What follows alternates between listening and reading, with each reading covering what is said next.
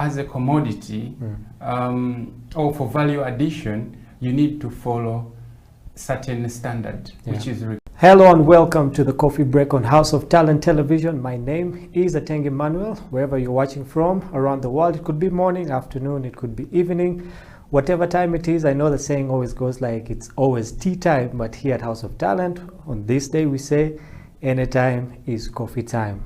My name is Emmanuel, like I said, and the Coffee Messiah is not here with us today. He had to go, I think, to convert some people and maybe bring them into the studio next time we're here. But nonetheless, in the studio today, we have someone who is very experienced when it comes to the business of coffee, when it comes to everything that entails coffee. Mr. Abdul, you're very welcome to the show. Thank you so much. It's a privilege for us to have you here. I know that you bring a lot of experience when it comes to the coffee industry and the coffee business. And just to start off, we want to say thank you for coming to House of Talent. It's a privilege for us to have you here, and we just want to get straight into your journey as a person. You know, before you got into the whole coffee business, I know that, you know, none of us grows up thinking, okay, you know, I want to enter coffee one day. Yeah, so just take us through your life. You know, where did you study, where did you grow up, what kind of influences did you have in your life, and what led you to this place here today? Okay, thank you so much. I'm so thankful. Like you've introduced me, my name is Yusuf Abdul. Actually, my way back, I was born in Entebbe. Yeah. That's my place of birth. And actually, it's not where I enjoyed my youthful age. I grew up in Kabale, Kabale district. And I salute everyone in Kabale. I know they're also watching right now. Oh. And I studied in Entebbe. That is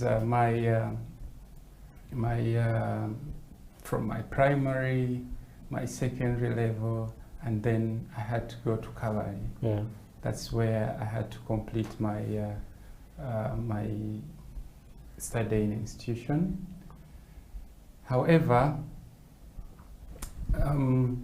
to do with the coffee business, it's actually so, I would say, amazing to me, because I had no idea, because where I grew up, there was nothing like coffee. And actually, I was being inspired by, actually, he's a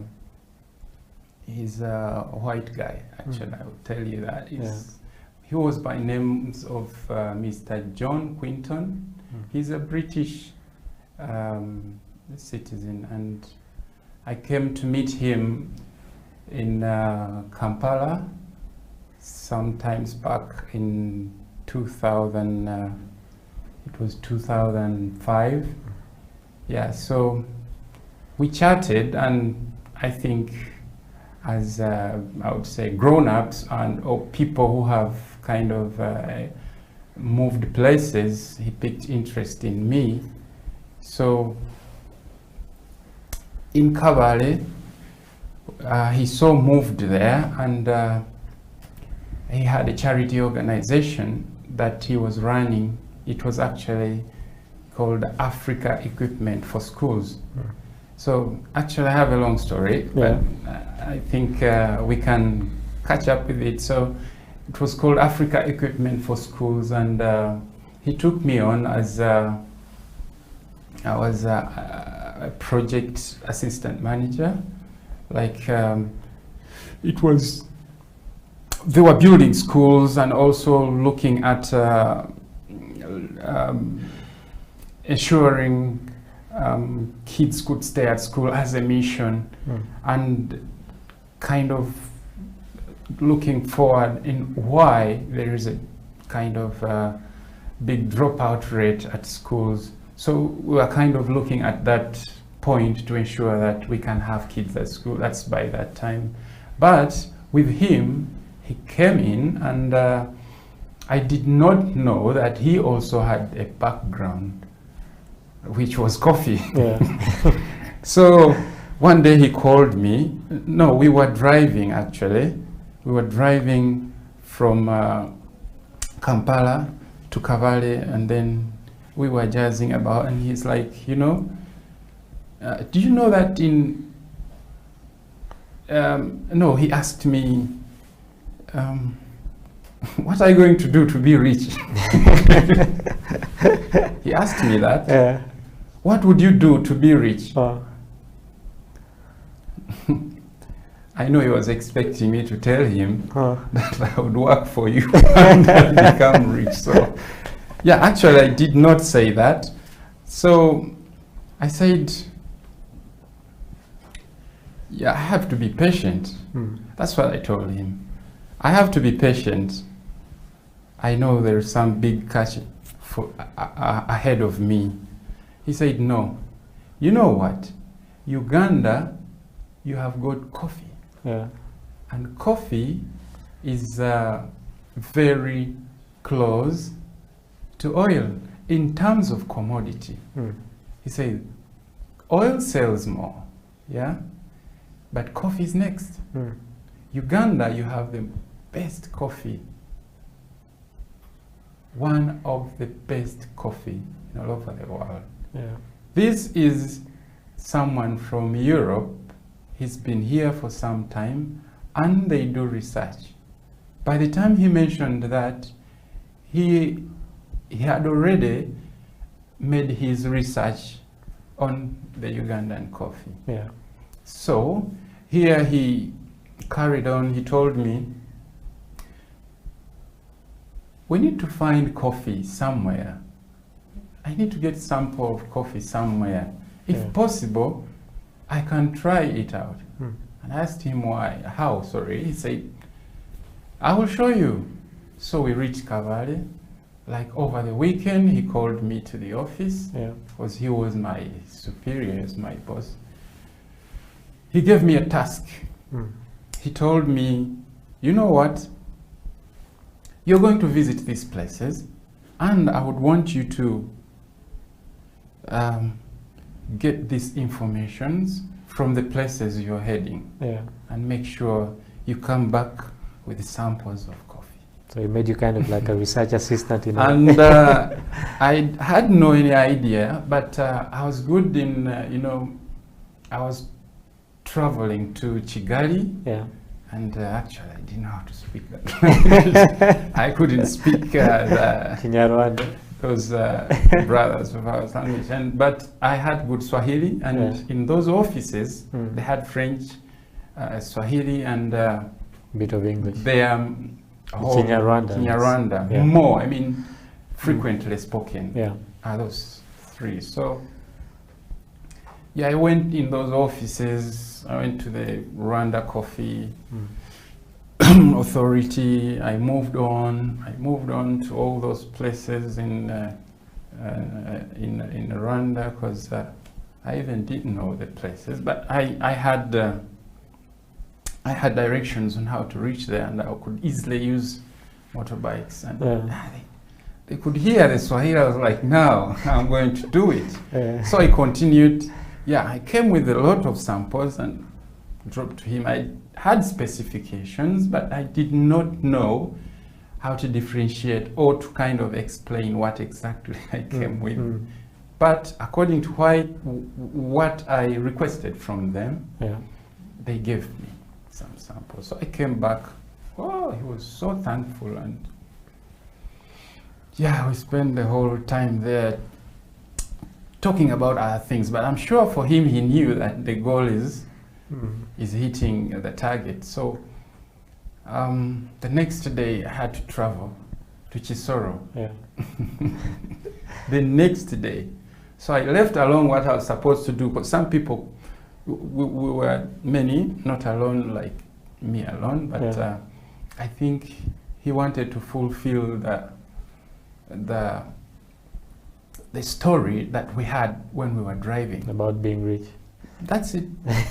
That's what I said. So I went to Kisoro, also the same thing, moved to several places, and from there I could inquire also for some other places, because I did not know the whole places, but I would inquire, where else can I find something as good as you having here, or anything close, so they could refer you. Yeah, so there I went. I also came back. Actually, from Kisoro, I got a lot of coffee. I don't know, maybe they give coffee for free. Yeah, so I came with almost 20 kgs from there. I didn't pay for it because they were like, no, you take it. Because I explained to them where I'm coming from and I'm looking forward to try their coffee and see if the consistency is right. Maybe we would be communicating to them on the way forward. They were so kind of humbled, and since I came maybe to the factory where they do the processing, they had to give me enough. So there I left, and then I also brought that. So the other week I had to go and do my task as usual. Then I came back on Monday, so he told me to stay over. He had roasted, I didn't know, in his suitcase as he was coming to Uganda. That is some years, like 5 years ago, he came with a sample roaster in his bag. So there he had roasted some coffee. He told me that 5 years ago, I came with mine. Imagine, you know, this advanced world, people tend to prepare themselves for the next in advance. Yeah. So, yeah, he had roasted coffee during the weekend. So when I came over, I said, "Whoa, stay over." He prepared the coffee and try it. How is it? Yeah. He was my boss. I had to say it's good. So, I had to say the coffee tastes good, but you know what? I wasn't used. I was like, yeah, tastes good. Tastes good. He had some biscuits there, and yeah. So it became a kind of a norm, because we had 20 kgs from some kgs I got from Rwanda. Now he's roasting and drink his coffee over there. Now and then. So we're working, but now he's drawing more of the plans. There he started. It's like, you know what? We need to look for a place and have a coffee shop around. Very fast. How is it going to work? I have an idea. That's how he was like. So he would be the main man, and I'm always following. So, yeah, there we go. So I started looking for places around the town, and I got some expensive places and all that. So he ordered for it was an espresso machine. He ordered for one espresso machine. Yeah, it was old actually. I wouldn't say that it wasn't that beautiful machine. It was old. Yeah. Well, maybe he wanted some kind of vintage stuff. You know, sometimes they want to have that crafty things. It looks old, but it's doing perfect stuff, you know, because it was linked to having a grinder on the side. It could, you know, self-made, something like that. So, yeah, it took us about 2 months moving up and down. Then we got a space at Cash and Carry supermarket. Those who are in Kavali, I'm sure they would be remembering some a coffee shop and a Cash and Carry supermarket there. And we did some arrangement. We arranged the place, and then we got girls in to do some training as we are organizing the place. You know, do the roofings, doing more furniture, purchasing things from Kampala. So they were also doing training using that machine over, and I would also be part of that. So it's interesting that so you went up to that. We're going to take a short break.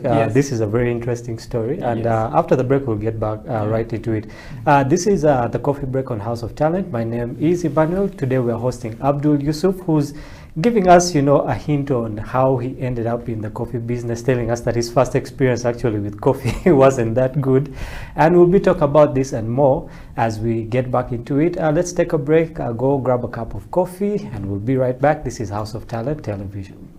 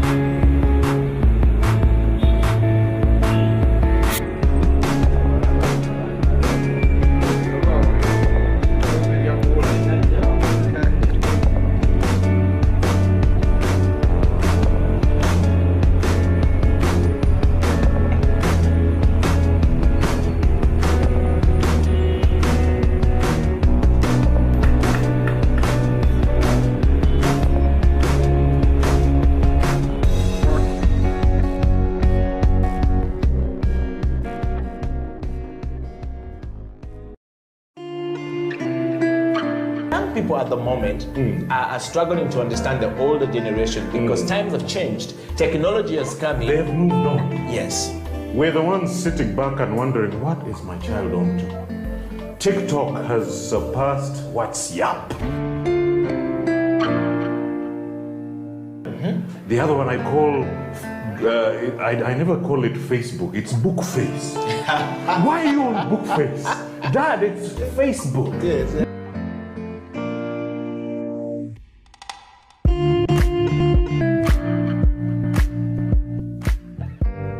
Me, I keep saying, I have a foot amongst the millennials. Yeah. And I understand the traditionalists. Okay. There's a song in the 60s, by the way, and in the 90s, 70s, where they're like, parents don't understand. Yes. Yeah, remember Prince? Yes. Prince.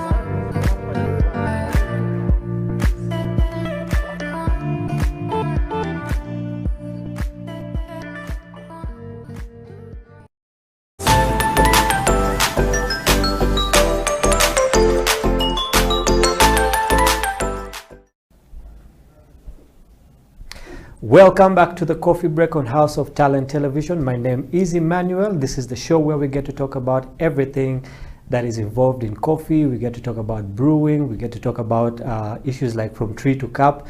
For those of you who understand that, and for those of you who don't understand, well, this is the right show for you. Before we went for a break, we're talking to Mr. Abdul about his story, about where he started from and where he ended up in the coffee business. And he gave us his experience and said that his first experience with coffee actually wasn't good. He took it and said it was good so that he could impress his boss.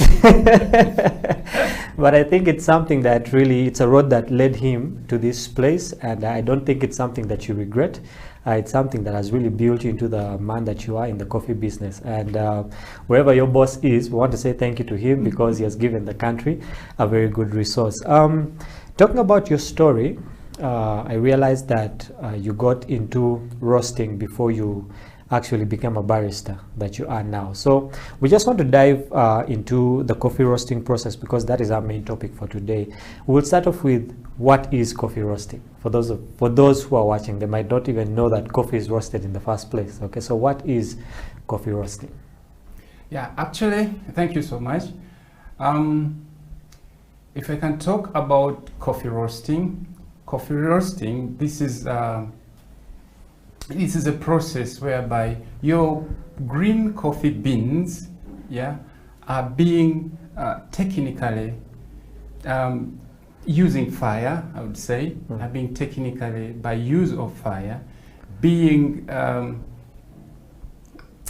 put into, I would say, a way that you want it, you're turning it from the green, yeah, and you're getting it to the level you're looking at. Let me say you're doing, let me say medium roast, yeah? Like to the level we have on the screen there. All right, yeah, we that can looks see, great on the screen. So that is almost medium to dark roast. So that one, it's actually a reaction that took place to enable that coffee beans turn to that color by use of fire and the chemical reaction that took place during the fire and the coffee beans. So the coffee turned into that color and it's softened, so it can be easily grinded, and you can brew your coffee after that coffee is being roasted. That's interesting. So where does it start? Because I know that the coffee process itself actually starts from when you put a seed into the ground, like for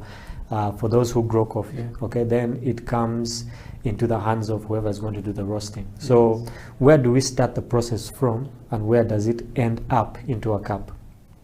Yeah, actually with coffee processing, ideally I prefer to give a kind of a very clear understanding that people should mind that before you start roasting your coffee, you should understand the type of coffee you need to roast.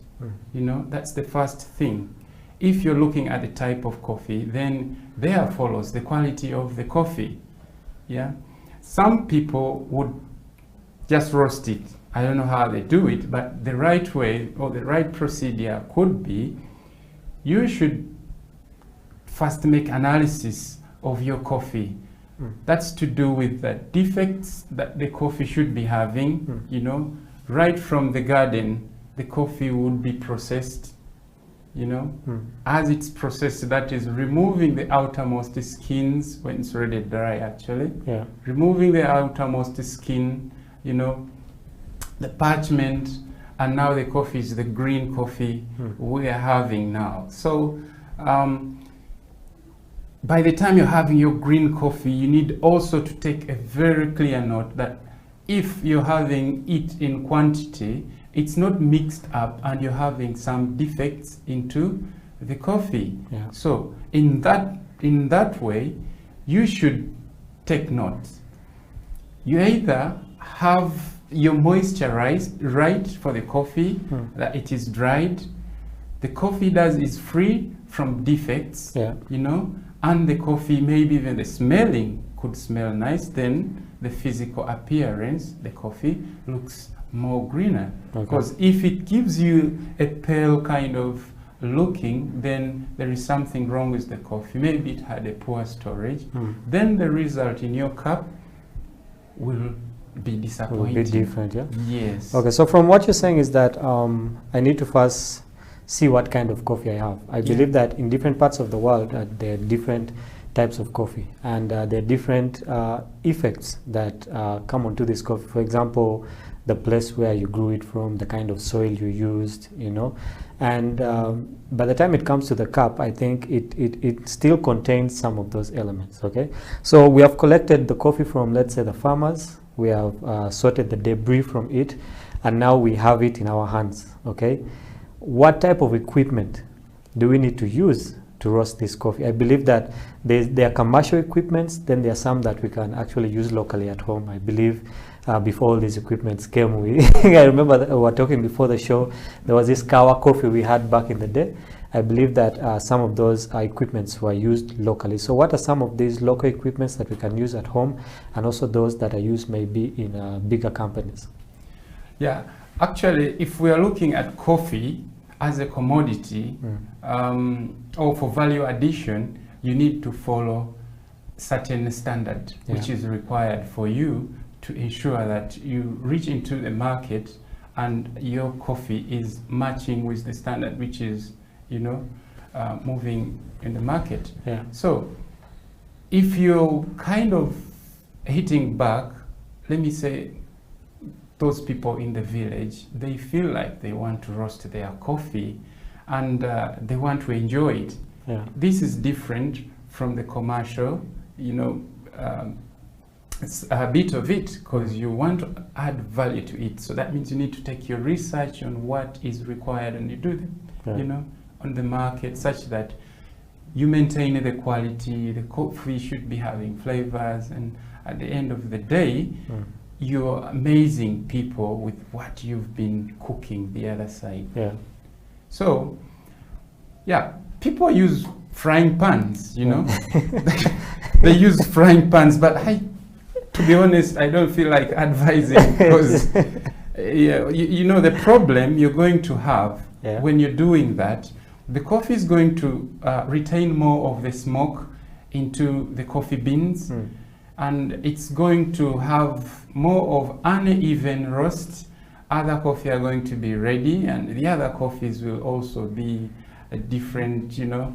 So it's not advisable to do it that way, because the only way we have to do it is doing it the right way. Yeah, you can grab your coffee when it's roasted according to your, you know, preference.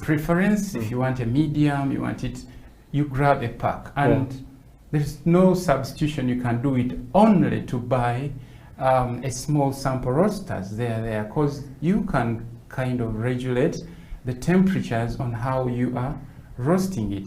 Actually, that can also work for like a home-based stuff to make sure that you have your cup at the end of the day. They are there, I'm sure, in supermarkets. You can get it in Jumia, I don't know, but you can have that. You put in some little bit, something like 200 or 150 grams of coffee. You fire it up, you know, you can plug it on, and then it does the roasting. It does the roasting. So you can enjoy your coffee that way. You have your small grinder also, because it's important. You cannot drink your coffee without grinding it. The process ends up with grinding, and then you're having your cup of coffee. Your cup of coffee brewed. Okay, so that's on the home side. Yes. I believe that you work for a company that does this on a commercial scale. How different are those the ones that they use commercially from the local ones, and are there any particular types that if I wanted to start a coffee roasting company that I should look out for?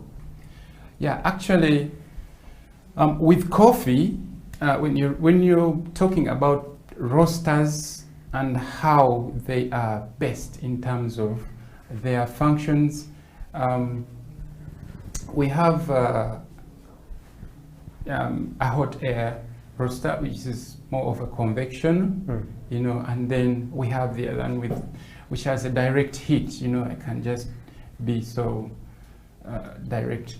So if you're having a direct heat roaster, so that means this is the effect that people don't know. If you're roasting coffee using one which is having a direct heat, so the impact to the coffee beans is direct, because the drum keeps on turning. You're having your coffee inside the drum, and it's heated under, which is more direct to the drum. So the drum is turning, and the heat impacts direct to the coffee beans. So at the end of the day, you find like still the flavors, you will have some variations in terms of flavors. You might not develop as a whole than the other convection roaster, you know. And another effect, when you're doing that, you can hardly make a high roast, you know, you can hardly make a high roast to the level that you're looking for, you know. You can do all that, but your determination of the cup will vary. Okay. You might not get it perfect. That is if you're doing a direct heat. So if you're doing a convection roaster, Yeah. Convection roaster is more kind of interesting because it does a soft roasting whereby you're having a chamber which is having a cyclone on the other side, so it transfers the heat to the drum inside, and the paddles inside carries on dropping the coffee, and the coffee is just dancing into the hot air, you know, something like that. And the only thing you have to do is to regulate your burner ratio to ensure that the coffee is developing according to your expectation. So at the end of the day, the bean would be more even. It would be soft roasted. There's no hard roasting. I think you get what I'm trying to mean, the difference between the I two. get it. Yeah. So it's not hard roasted, you know. So by the time your coffee is out, it's more even. Immediately you get the aroma out and you feel like, wow, you know. That's the difference with having different direct and hot hot air, you know. Yeah. Yeah, I like the way you say that, you know, the coffee dances. Yeah, it does. It gives it a very good perspective. We're going to get more about into the flavors that I believe that, because when you roast, you have a light roast, you have a medium, then you have the dark roast, and these basically give you very different flavors. Okay, but we're first going to go into a break, then we'll come back and talk about these flavors, because I know the people out there actually want to know what kind of flavors do I get when I roast the coffee. We'll be back. We'll be right back after this break, but we'll not only be talking about the flavors, but we're also going to do something special. We're going to brew some coffee, like it's the tradition here, and always I can't really wait to test the different kind of coffee that the different baristas make here. This is House of Talent Television. The show is The Coffee Break. Stay right there. We will be right back after this.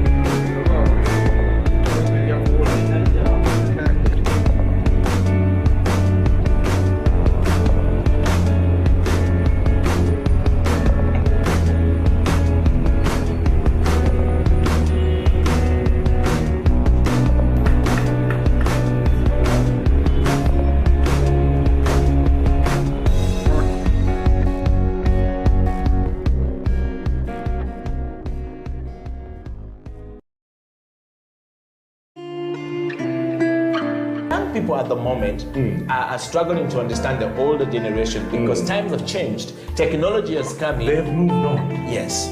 We're the ones sitting back and wondering, what is my child on to? TikTok has surpassed WhatsApp.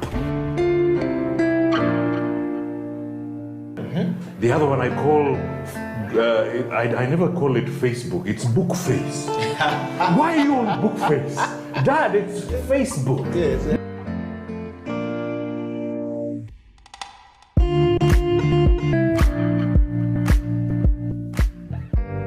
Me, I keep saying Yeah. I have a foot amongst the millennials. Yeah. And I understand the traditionalists. Okay.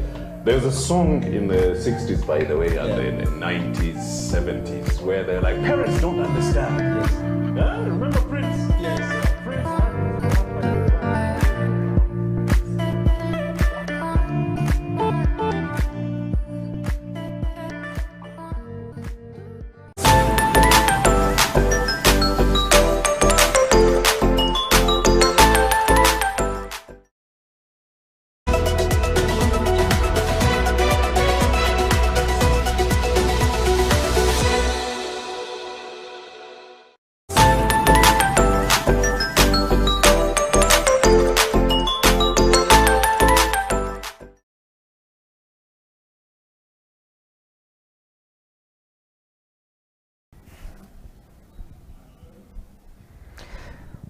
Welcome back to the Coffee Break on House of Talent Television. My name is Atengi Manuel, and remember, you can always catch us on our social media handles at House of Talent Television Uganda. That's on YouTube, on Facebook, and on Twitter. And you can also catch us on House of Talent Television UG.com, and that is our website. You can catch not only this show but also other shows that will be happening. Before we went into a break, we're talking about coffee roasting with Abdul, and we're getting into basically talking about the different kinds of flavors that we get after roasting coffee. But as we do that, like I told you, we're going to have something special. As we talk about the different flavors that we have, we're going to be brewing a cup of coffee. So Abdul, what are we going to be brewing today? I see all these, Yeah, actually we've equipment. we've got our Hario V60, Yeah. and I'm pretty sure you're going to enjoy it. So we would make we would brew our coffee. It would be about 4 cups of coffee. Yeah. So I think we are 4. Yeah. So okay. Yeah. Okay. Okay, Yes. so Yeah. where do we start? For those of you who are following at home, just get your stuff ready and let's get into brewing this beautiful cup of coffee. All right. Abdul? So actually, this device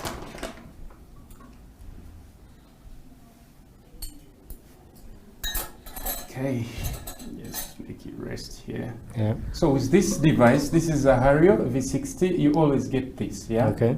And you can improvise to get a jar for yourself. Mm. So it's actually pretty so easy to have this equipment Yeah. used. It's very easy.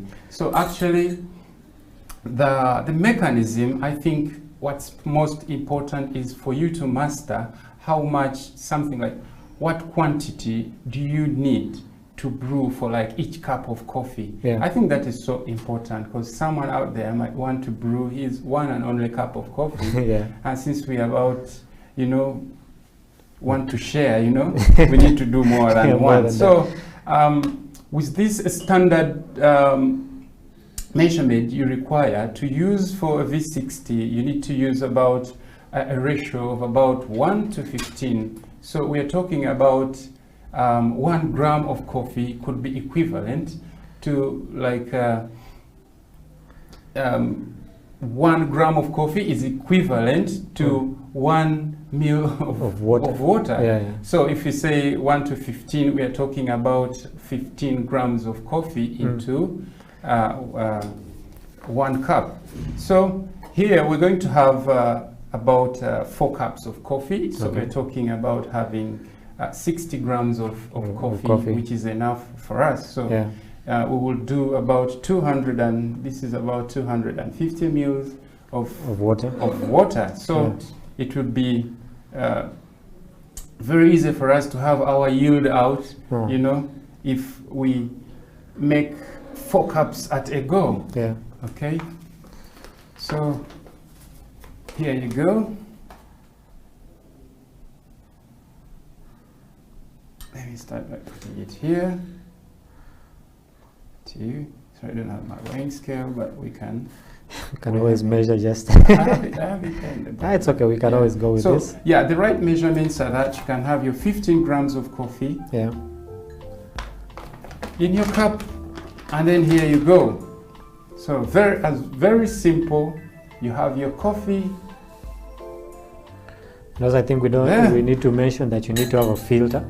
Yeah, you need to. Yes. Yes. Yes, you're right. You might have actually. someone, you know, just pour it. And You're right, actually. Yeah. Yeah, it's always better to have a filter because it helps you to kind of infuse the coffee so the granules get stuck on top. Then Yeah. you're having your brewed Pure coffee coffee down. down there, So yes. you just, very simple.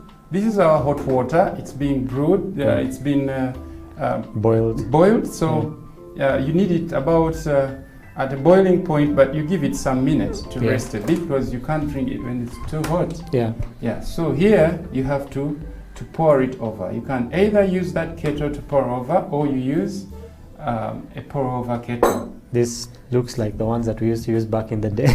Yeah, but I think I can use that Yeah. if you don't mind. So gently, just do it gently.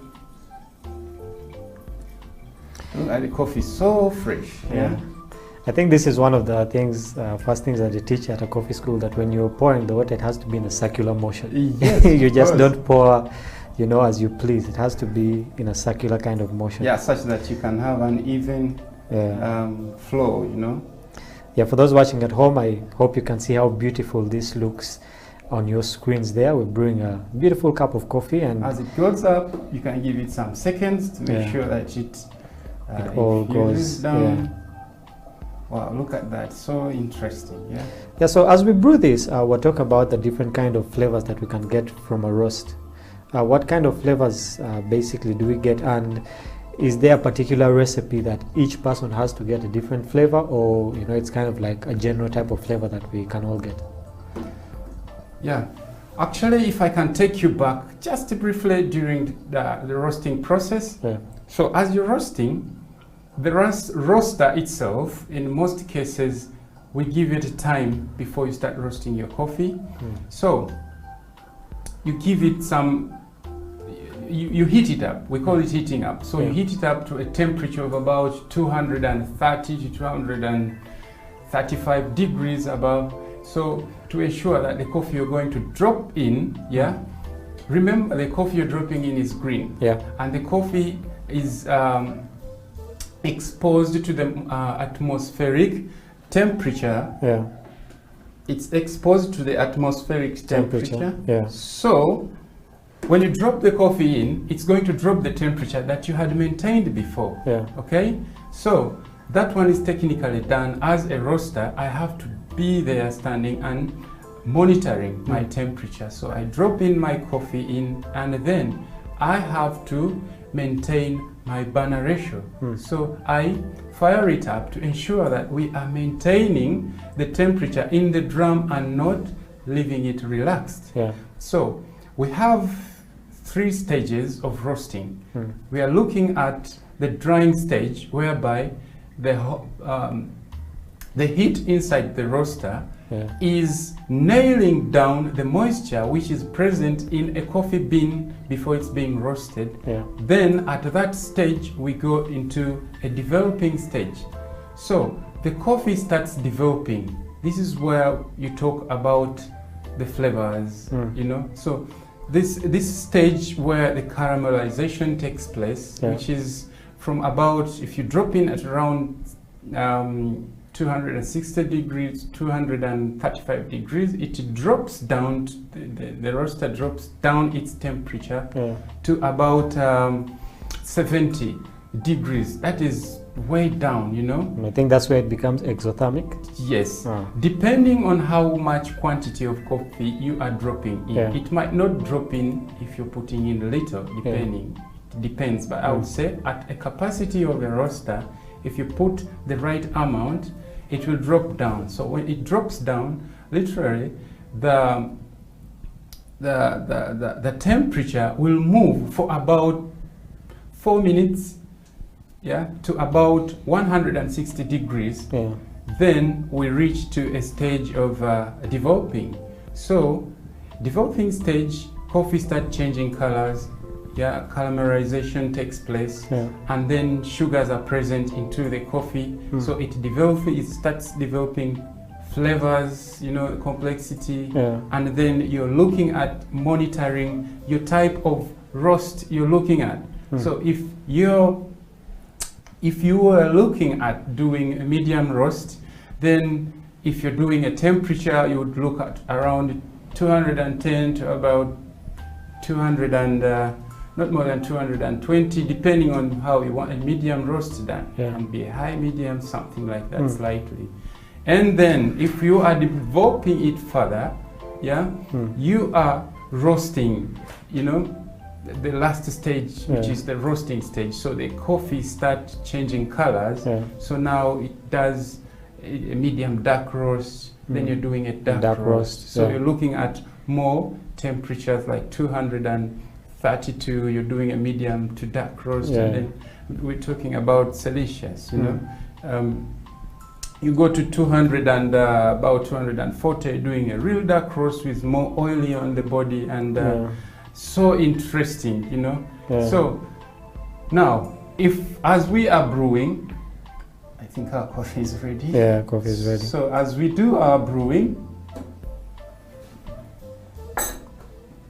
you can have that on top here, if you don't mind.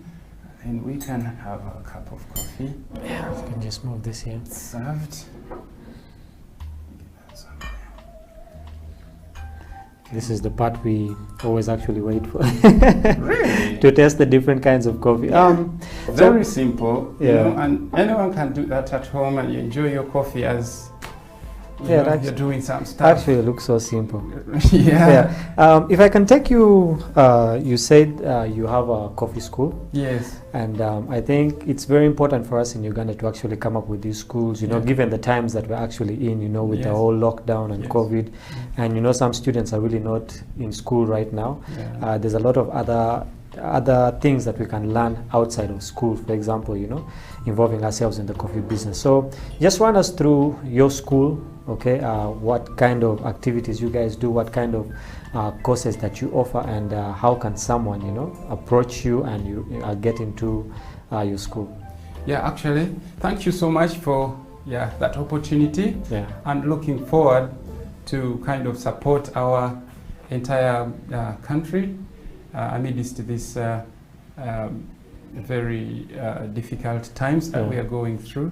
So our school, the school is called Gulf and Blends. Actually, we got the concept to kind of, you know, people like blended coffee, baristas talk about blendings, you know, so we came with that idea to say that's Gulf and Blends, and there is a history actually behind that. So our location, we are located at Rubaga. As you reach Salt FM or Salt Media, from there it's just like 5 minutes. You're reaching at Gulf and Blends Coffee. So from there we train baristas. We train baristas, and if you're a barista out there, you feel like you want to kind of handle these skills, and then you need to build something for your, you know, for your career, which is more tangible. You can come and have this skill at Gulf and Blends. You can train as a barista, we can train you. So we train them for a period of 1 month. We train them a period of 1 month. You can come and do an advanced skills for your training course.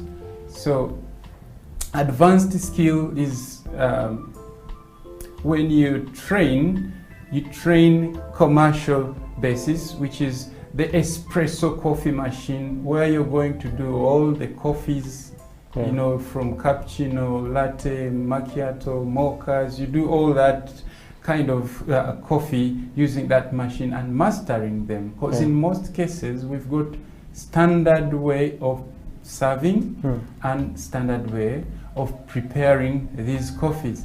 So as you're training, you will learn that. Apart from learning that, if you're doing advanced, you're going to also learn the specialty coffee brewing. So specialty coffee starts with the green coffee, because specialty, this is the standard way of preparation. It can either be the green beans, it's being carefully, you know, taken care of to meeting certain standard. So now we're going to we're going to also have a specialty preparation of coffee. I'm talking about brewing in the other hand, where we would be having different tools that we are using there, and they are actually traditionally known for their different tastes and different grinds of coffee required for you to brew them. The other one is commercial, because you only use one grind of coffee, which is espresso grind, to kind of make all these other coffees.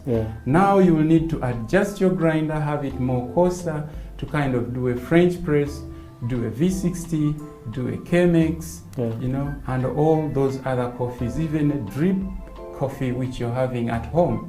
You need a specific grind to make sure that you're not overflowing the coffee or messing up all over the table. Yes, so that is for the advanced. So if you're doing a basics training, you will only learn the commercial. You know, some people want that because they have been running over and they've been like involved in the coffee business. They were already waiters or waitresses. Now they just want to catch up. So that way also you just come and do basics because you have some idea. So we move together to ensure that we have our goals met. In our career. So is there a way that these different people can contact you? Are you on social media? You already told us you're located in Rubaga, next to Salt Media. So are you on social media, and what are the handles that people can find you? Actually you can reach us. You can reach us on our handles. Like I can give you your my contacts. We are on WhatsApp. We're on Facebook. You can reach us on Facebook. It's Gulf and Blends. You just go Gulf and Blends. You find us on Facebook, and our contacts. If you can reach us direct as well, we can be so helpful to you and welcome you at Gulf and Blends. And literally, we call ourselves the coffee culture. Yes, so I can give you the number 0701 104027. I can repeat the number. It's 0701 104027. And that's a WhatsApp and a calling number? That's a calling number, and it's the WhatsApp number. You can reach us, and you can also hit on the Facebook, and then you find us. You comment or you tell us whatever you feel like discussing with Gulf and Blends. Talking about that, as we actually have a cup of coffee before it gets so cold. We're talking before the show began, and you had something interesting that you wanted to tell people out there. Whoever wants to, start this barista journey of theirs. So I just want you to look into that camera and just tell that person, I know there is someone. All right. Like he said, I know there is someone. I want to thank the team of House of Talent for hosting me, and I'm sure he's hosted the whole academy in here, though others are invisible, but I'm sure all of you are in here. So we are giving out an opportunity for those who are interested. They're feeling so much enthusiasm into coffee and they want to train as baristas. We are giving a chance for 5 people out there. If you want to train as a barista, we are giving a chance of a 50% discount, such that you can come and train with us. This is an opportunity. It's your opportunity. So you will have to call House of Talent, give them a call.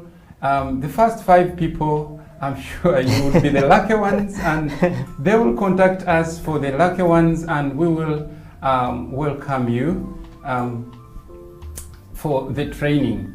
Yes, please. Just to reiterate what he said, we're giving you an opportunity. I know that there are those of you who watch this show and keep on wondering, how can I become a barista? How can I get involved in the coffee process? And Gulf and Blends is here to give you that opportunity. So for the first 5 people to contact House of Talent, you can DM us on our social media handles. For the first 5 people, you're going to get a 50% discount from Gulf and Blends so that you can start your barista journey. We have told you, don't be like in Kampala where we say we didn't know, but we'll let you guys know. So get involved in the coffee business. I believe that it's something that is going to be, you know, very good for not only your future, but, you know, for the future of those around you. And it will give you basically skills, added on skills. They call it add-on skills, you know, in other areas. As we draw close to the end of the show, I just want to thank you, Abdul, for, you know, coming here and, you know, just giving us your experience traveling around East Africa, being in Kisoro, your first experience with coffee, and, you know, telling us about the roasting process, all the equipment and all the flavors that are involved. I believe that I personally have learned a lot from this time, and I believe that everyone out there has also learned a lot. But like I said, we are drawing close to the end. But before we leave, I want you to look into that camera. I know that there's someone watching. I just want you to encourage them, you know, those people with questions of, should I really get into this? Should I do this? Just encourage them and let them know why they should get into the coffee business. All right. Thank you for that concern. Now, what I would want to encourage, like my fellow Ugandans, Uganda is a very rich country. In terms of coffee, even during this season, that the hardest season we are going through, we as Uganda has been exporting coffee. It has been a commodity that has never stopped, even amidst this period. So we are looking at a business, I would say at large, which is more encouraging, more interesting, and it can be your next future, you know. Kind of like an investment. It can be your next future tomorrow. Yeah. You become a barista, you come and train. Look at yourself as someone who's behind the counter, serving coffee, trying to craft it very nicely, and you have this kind of knowledge into your head. Someone has hired you, and you can simply do it the way you are being required to do it. So I feel so happy when someone has trained and I would give you out of experience. I've got some students, they train and they kind of get to travel. They go abroad, and by the time he sends back maybe a photo, you just say someone is, you know, doing well. You know, we have a tendency of other fellow Ugandans, you know, going abroad, and they come back when they start hiding themselves. You know why? It's because someone has gone out and did not go with a skill. So it's so important for us now to kind of involve ourselves in skills. It will dwell us from whatever situation that we have been kind of longing for, and we become better persons for our future. Well, Abdul, thank you very much for those words, and I believe that whoever is out there has really been encouraged to get into, you know, the coffee business. And there's a saying that start now. You know, you shouldn't wait to put things into motion before you start, you know. Just start now. Like Abdul gave you his contacts. You have our contacts at House of Talent on our social media handles. Contact us. We can always let you know how you can get involved in the coffee business. And if you have someone out there who you believe that you want to see on this show, you can also nominate them. We'll have them here. But our time is fast spent. Abdul, thank you again very much. Maybe just a second. I would like to send my regards to... please. I want to send my regards to a few people. First of all, I'm sending my regards to Mr. Bonnie. He's one of my partners at Gulf and Blends. I know he's watching. One Love Archive. Lake Bunyonyi, I know everyone down there is watching. I told you guys to watch our coffee break today in the morning at the House of Talent. And Rachel,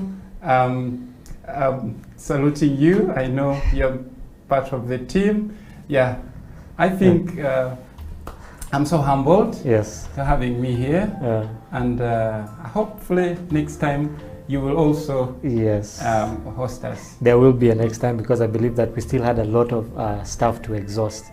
But Till next time, thank you for watching the Coffee Break on House of Talent Television. My name is Ateng Emmanuel. I was hosting Yusuf Abdul from Gulf and Blends are giving us his story and his experience in the coffee business. Remember, you can always get us on House of Talent televisionug.com. That's our website, or you can get on our social media handles at House of Talent Television. That's on Facebook and on Twitter. Let us know what you think about the show. If you have any questions, you can always ask us and we'll be at your disposal to get back to you. Thank you for watching. This is the Coffee Break on House of Talent Television. Have a blessed day.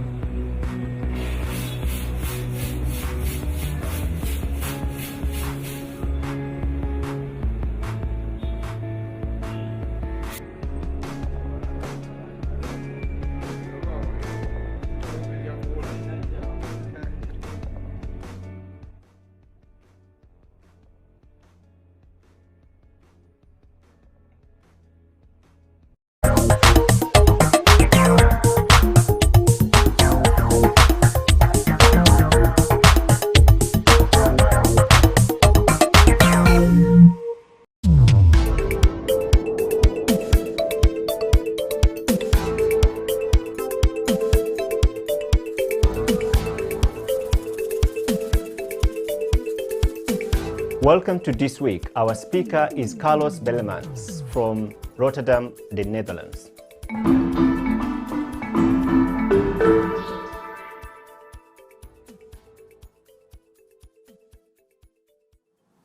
Hi, good to meet you. I'm Carlo Bellemans, founder and creative heart of Soundtrip Tribe. I have been working as a professional musician since 1984. I'm a conductor, composer and professor conducting at Codarts University of the Arts in Rotterdam, the Netherlands. Above all, I'm an adventurer. During my adventures, I meet people with fantastic ideas. I want to work with people who are positive and work on what they want to do. In the end, I have learned the most from people who have the ability to follow their own path. My dream is to overcome obstacles with these people. And that is what Soundtrip Tribe stands for. In 2019, we won a national award for the most innovative stage performance of the year. The award was presented by the Dutch Minister of Culture.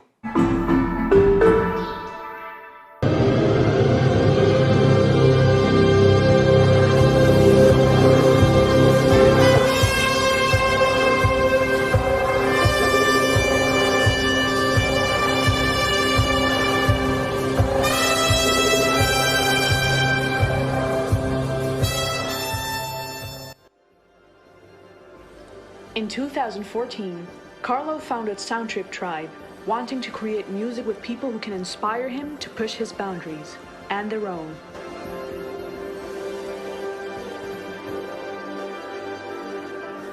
He staged his first Soundtrip XXL, an enormous improvised concert that was a huge success.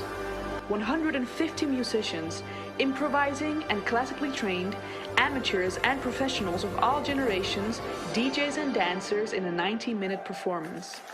This led to inspiring collaborations with the Dutch Wind Ensemble and the Arnhem Philharmonic Orchestra.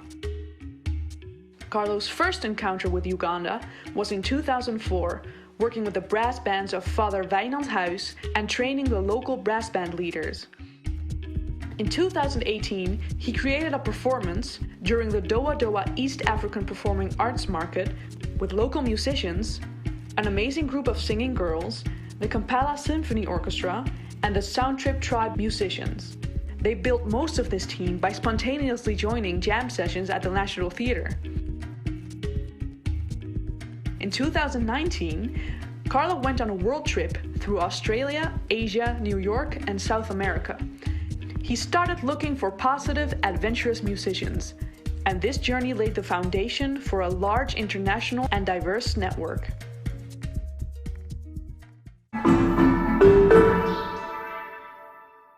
Everything starts with conviction. We design a new route for every good idea. We start with an empty sheet of paper. What are we going to do? How are we going to get there? And who do we need? So, design thinking is very important. We start at the top of the mountain. We try to start with the ultimate version of our idea. We invest in that. Sometimes supported by government funding, often from our own resources. After that, opportunities will come. And sometimes they don't. But stay optimistic, don't give up. Be honest to the world and to yourself, and do it again and again and again. The slogan of Soundtrip Tribe is Meet, Inspire and Celebrate. It's more than just a slogan. For me, it's a way of life. Meeting people is fun. Meeting interesting people is even more fun.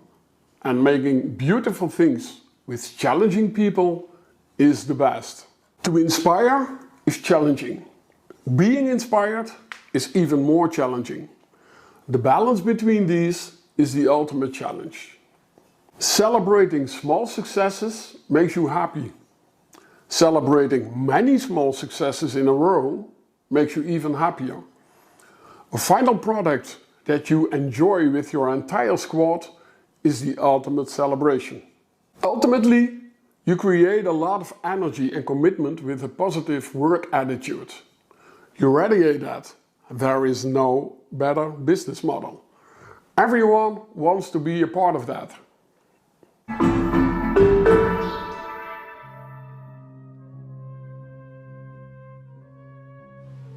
Wind orchestras belong to the Netherlands in the same way that tulips and windmills do. The first orchestra was founded in 1775, and at the moment, wind music is the most practiced sport after football. Society in 2021 is more international than ever before. More than 170 nationalities live in cities like Rotterdam. There is an infinite source of information and inspiration. With Soundtrip Tribe, we work on connections between musical traditions. Think of linking auditory traditions to score reading music traditions and connecting the language of young people with that of older generations.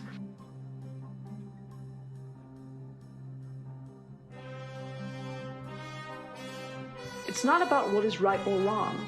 Curiosity about each other is what makes the difference. Carlo composed Connect Please for Erik Vloeimans, one of Europe's greatest improvising trumpet players.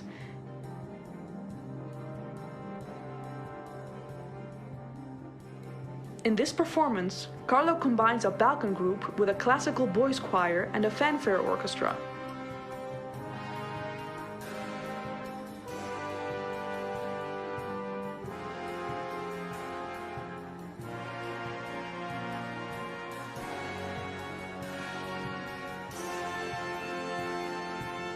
Erik Vloeimans is an improvising free bird on trumpet.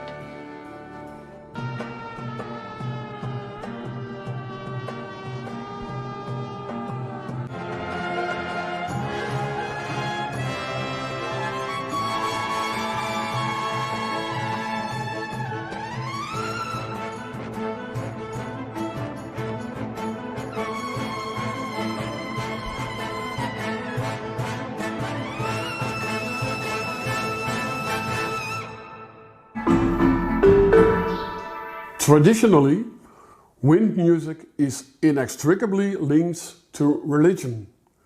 Most villages and towns used to have a Catholic part and a Protestant part.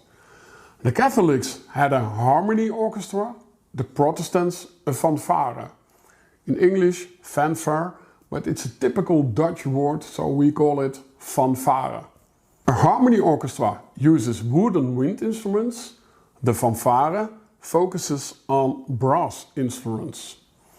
The competition between these orchestras is such a huge part of our history that in 1958 Bertha Haanstra made a film about this fraternal musical struggle. Wat gebeurt er nou?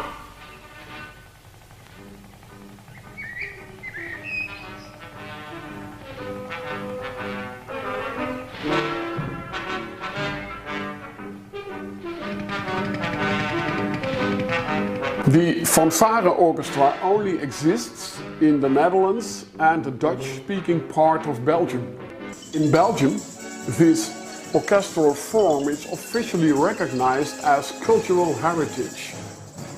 This process has been initiated in the Netherlands, but has not yet been completed. Today, religion plays a much smaller role. The orchestras are deeply rooted in their community. Despite the Dutch climate, we often play in open-air concerts.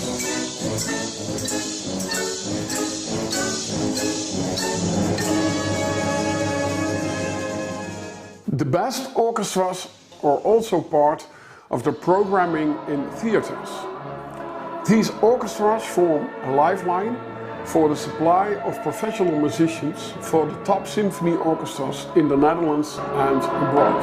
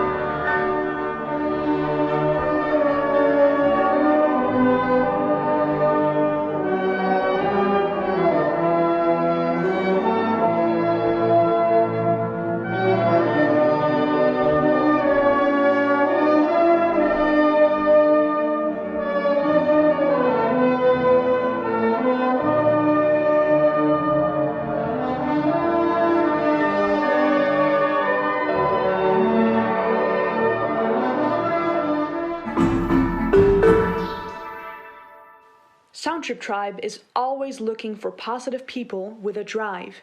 We are good at doing. We facilitate options both artistically and in terms of performance. We are not an agency. We challenge, we have a broad network, and we provide perspective.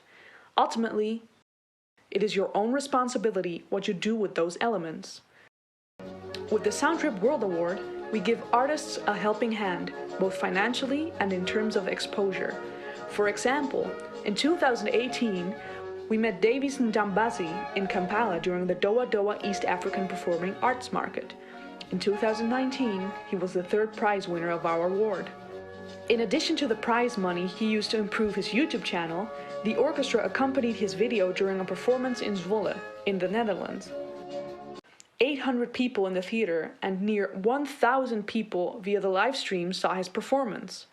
Davies used the live stream images to make a Facebook clip of his performance. He had more than 10,000 hits in 2 days. This is exactly how we view our role. We facilitate opportunities, and the artists put themselves in the spotlight.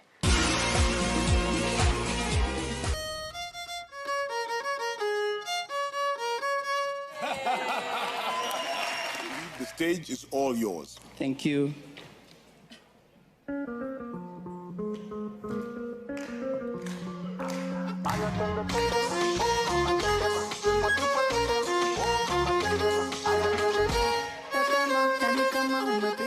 For you. Absolute yes from me. I want to see that again. Yes, yes, yes. Yes, and I can't wait to see you again. I'm also going to give you my yes. Well done. We were delighted to see that he was successful in East Africa's Got Talent, and we are loyal followers of his YouTube channel, Davy's Violinist. In the same performance, we bridged the gap between folk music from Ukraine and Belarus and the traditional Dutch fanfare. This interactive sound symphony received the KNMO Award 2019 for the most innovative stage performance in the Netherlands. This is what we do, making use of what is already there, building bridges between music cultures and motivating artists to show the world all they got. See your opportunities and grab them. My biggest dream is that we are curious about each other's wisdom without seeing our own as truth, but simply as a contribution. When I translate this to music, what skills do you need to be a mediator between different music backgrounds and different generations? What skills do you need to blend tradition with 21st century possibilities? I developed Musical Leadership Mastering Universal Communication. This course solves the pain point of communication between different styles of music by improving the balance between intuitive and technical musical craftsmanship. You learn to distinguish essentials from minor issues. This course has an active Q&A section which keeps us in active contact with each other. It's available on udemy.com. It will be released on the 1st of June 2021. On our Soundtrip Tribe digital workspace, we are running a project called the Mediators. Our musical communication medium is MIDI. Why MIDI? MIDI is in full development. MIDI is the musical language of the next generation, and MIDI is the key to adventure. What to do with the Mediators? We create stunning social media content and live performances of acoustic and electronic music.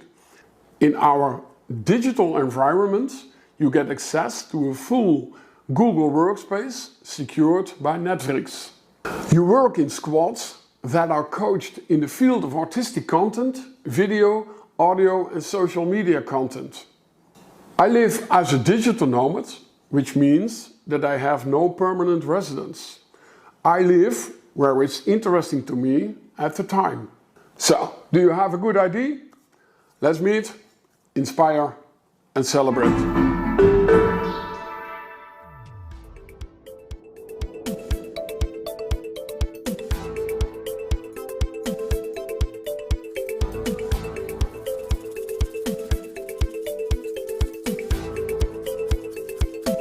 Welcome, ladies and gentlemen, to yet another edition of Doa Doa 2021, the virtual docu-series. As you've heard from our speaker of this week, now you are going to get to know the artist. This focused artist is one of the most interesting artists from this country. He is an inventor. He has invented one of the most interesting instruments called Janzi. Ladies and gentlemen, enjoy James Sewasewa.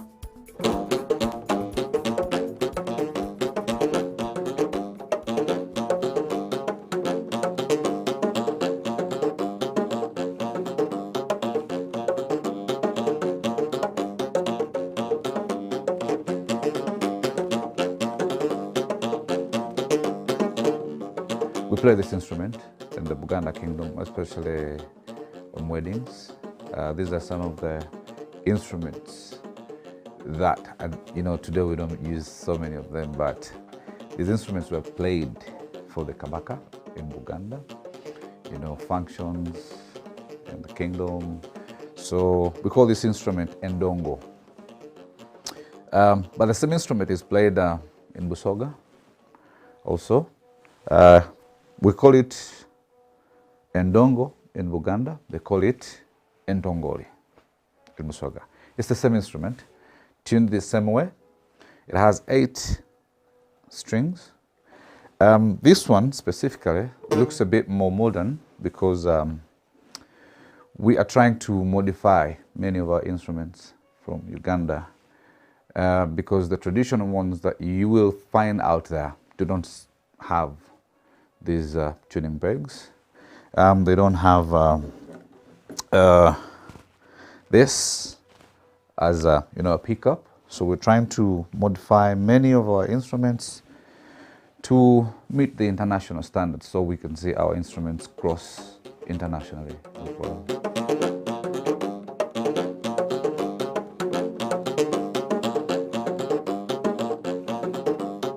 Welcome to Doa Doa, the virtual edition. My name is Sewachiranga James, Sewa Sewa, commonly known as an artist. Music is my life. Making instruments is part of me, like this very special instrument called Janzi, which was named after Janzi Band. Enjoy the sound of the Janzi.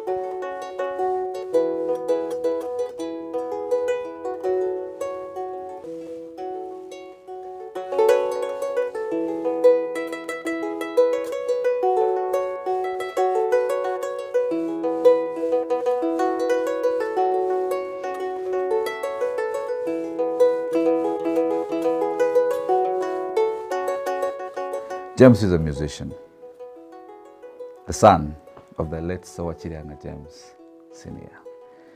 and Namata Betty Sewachiranga. My mom is a dancer. My dad was a drummer, and I learned so much from him. I still learn from his history, because if you go on YouTube, there's still some of his videos where he was playing. Music is all I know. Music is me.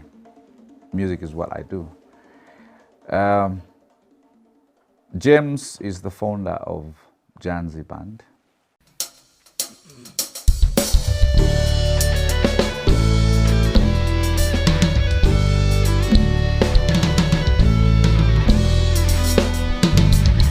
Ogunda bulala kutidea na yena genda como Kampala kunonya manyi. Could you kiss a lap with your body? Yeah, could you kiss a lap with your body? She tell me, baby, don't go. Baby, don't go.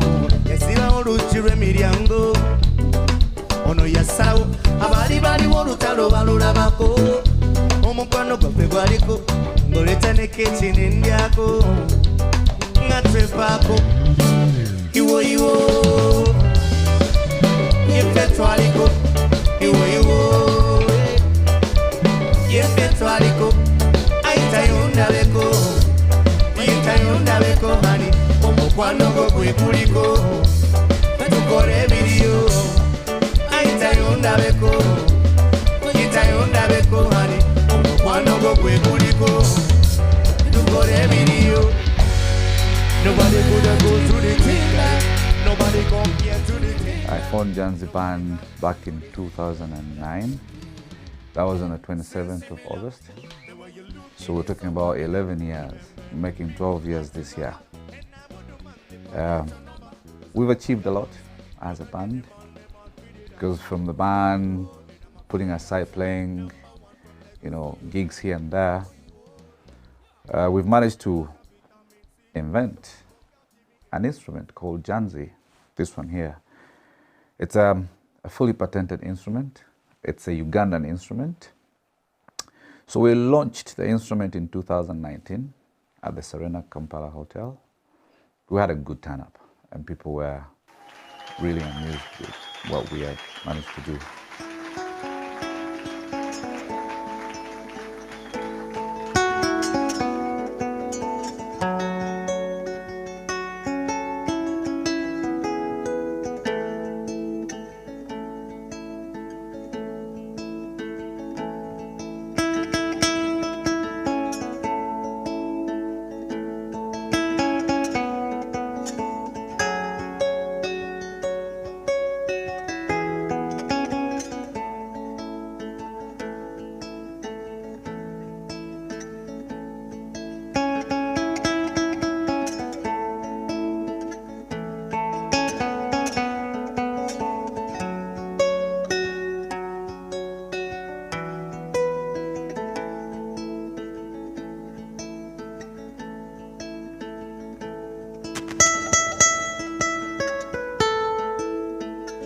And from Janzi Instrument, we have a Janzi studio where we do our rehearsals from, brainstorm and create the music for people every day.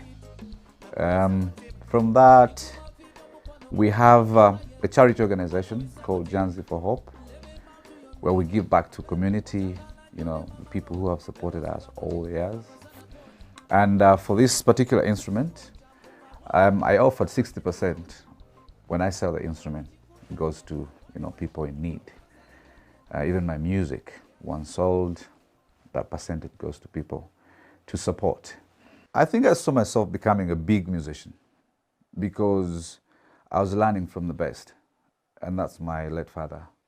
I grew up seeing my father being praised. He did so many tours, he did so many state functions, and for me, because he was a star in my eyes, I wanted to be a star as, growing up seeing him and having the opportunity to play with him, I always wanted to do better than him. And that pushed me a lot because he used to challenge me in so many different ways. And one thing I remember, we used to have a joke where I told him, one day I'm going to be better than you. And he would laugh it off. And I made sure I learned more instruments than he could play, and then played his main instrument, that was the drum. And I told him, now I'm better than you. I feel so proud that I was able to play with him, learn from him, and now I'm on my path. And my path is not just about me. It's not just playing music and move on. It's about what do I mean to the community, and that's how I come to build this instrument, because I don't want to be remembered as a mere musician who played music and that was it. What did you mean to the community? For me, this is not my instrument. It's a Ugandan instrument. It's a worldwide instrument that everyone can actually take this instrument on, but created in Uganda. So for me, I feel, just about being a star, but who are you to the community? That means a lot to me. What motivates me is I love my country. And I want to sell my country to the world. I have traveled. And I remember in 2009, I was in Germany and I walked into a music store and a gentleman asked me, what are you doing here? I told him I'm a musician, so I'm on tour. He said, what kind of instrument do you play? I said, the adungu. And he didn't know what the adungu is. So we had to Google. And he was like, is it a kora? I said, no, it's not a kora. It's an adungu from Uganda. For me, it was a lesson that the world does not know much about us. And it is my responsibility to take that on and make sure I sell Uganda. So for me, my country, and then, you know, the richness of the roots that we have here, it's a bit challenging if the world does not know about that, because we have a lot to teach to the world. So that pushes me to keep going.